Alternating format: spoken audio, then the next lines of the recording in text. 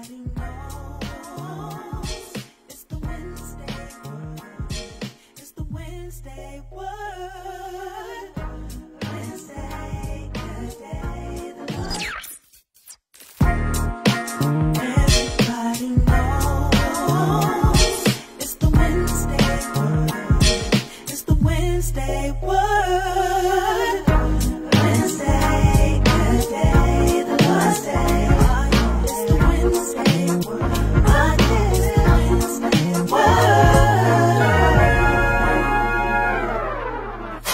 Good evening, everyone. My name is Elder Eric Sellers, and you know what time it is. It is Wednesday Word time. Here at True Holiness, our theme of the month is a time of preparation, and that's what I'm going to be talking about tonight as we look forward to the Easter celebration, our Resurrection Sunday, a time of preparation. And it comes from Joshua chapter 3, verse 5. And Joshua told the people, "Consecrate yourselves, for tomorrow the Lord will do amazing things among you." Now, you may have something that God has spoken to you that simply hasn't come to pass yet. And many times in the Bible we see this. We see God telling his servants something incredible is going to happen. And this can be called a prophecy, a promise, just something God has spoken. There's always an allusion to or a warning beforehand, and then we see the fulfillment of that prophecy or that promise. Sometimes it's instant. Sometimes it's like a miraculous healing by Jesus or his disciples, or sometimes there's a little bit of time involved in between the spoken word and the fulfillment. Sometimes it's like a next day miracle, like what we see in Joshua chapter 3.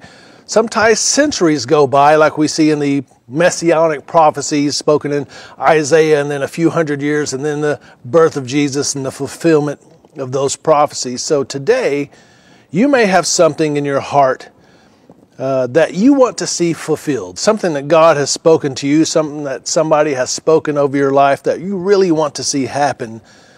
And I want to give you a word from the Lord tonight, something that I call the 3 P's of preparation.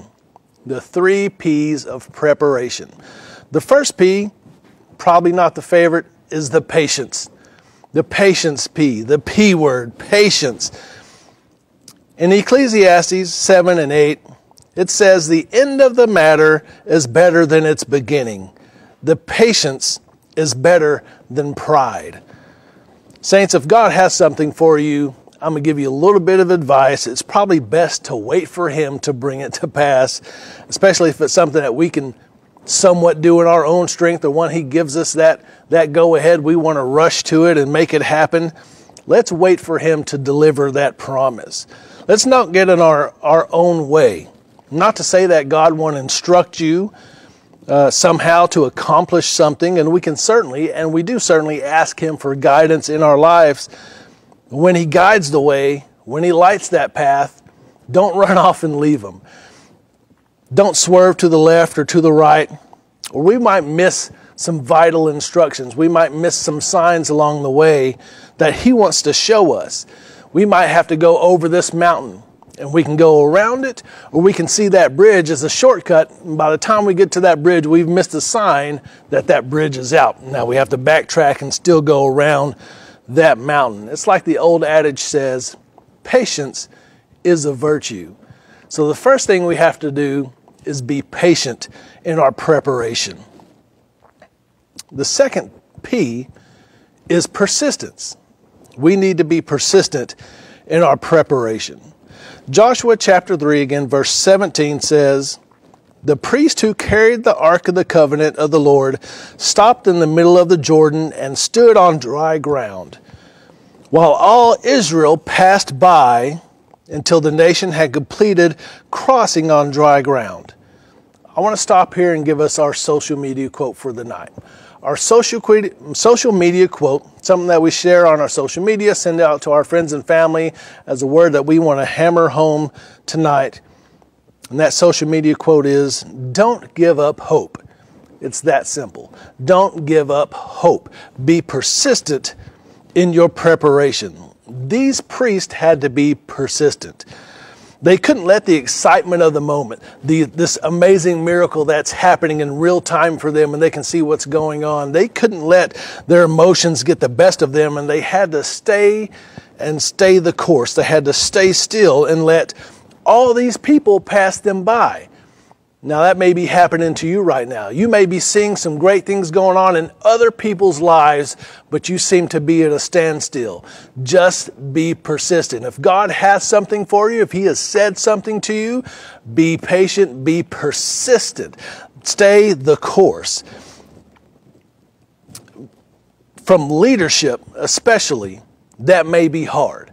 To see the pew member, to see somebody that comes to church every now and then be getting blessed, but God has something for you.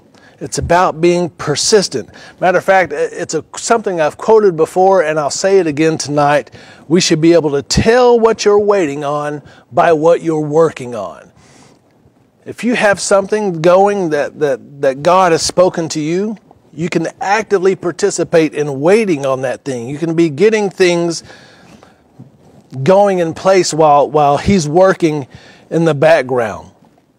Say we want some better lifestyle changes. Say we want some better health. We should see some lifestyle changes while that better health is coming. We could see us drinking water instead of drinking soda all the time. We could see ourselves making doctor's appointments, just getting some simple lab work done so we can get a plan of care going and waiting for that health, that promise of health from the Lord to take place in our lives, or whether it's financial abundance, something like that we want to get towards and have, some financial abundance in our lives. We want to at least, start a savings account instead of just putting money aside in our house or something like that. Or we can start meeting with a financial advisor, just putting these small steps in place for God to put His great hands on and bless. The principle of persistence is best seen in the life of Jesus. No big surprise there. From teaching in the courtyards to praying on the way to Calvary's Hill, Jesus was persistent in His lifestyle of preparation. In fact, He prepared 30 years for a 3-year ministry. He was persistent in prayer. He was persistent in fasting. He was persistent in practice. He touched lives daily and set the precedent for us to follow for a consecrated life. So we have to have patience. We have to be persistent. And then the final principle of preparation is the payoff. That's right, the payoff. Joshua 3, verses 15 and 16. Now the Jordan River is at flood stage all during the harvest. As soon as the priests who carried the ark reached the Jordan and their feet touched the water's edge, the water from upstream stopped flowing. It piled up in a heap in a great distance away at a town called Adam. While the water was flowing down to the Sea of Arabah, that is the Dead Sea, it was completely cut off. So the people crossed over opposite of Jericho. This is the part of preparation that everybody wants and everybody waits for. It's the payoff. Tell someone next to you the payoff is coming. That's right. The payoff is coming. In Galatians chapter 6, verse 9, it says, "Let us not become weary in doing good, for at a proper time we will reap a harvest if we do not give up." That promotion is coming. That soulmate is on the way. That degree is just around the corner. That major client is just one phone conversation away. That family member, that spouse, that parent, that child will come to know Jesus in the power of His resurrection and in that great salvation that we're offered.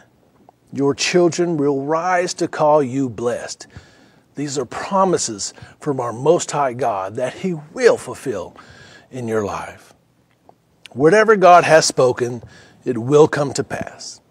It'll take some preparation, some consecration, some patience, and some persistence. But that payoff is coming.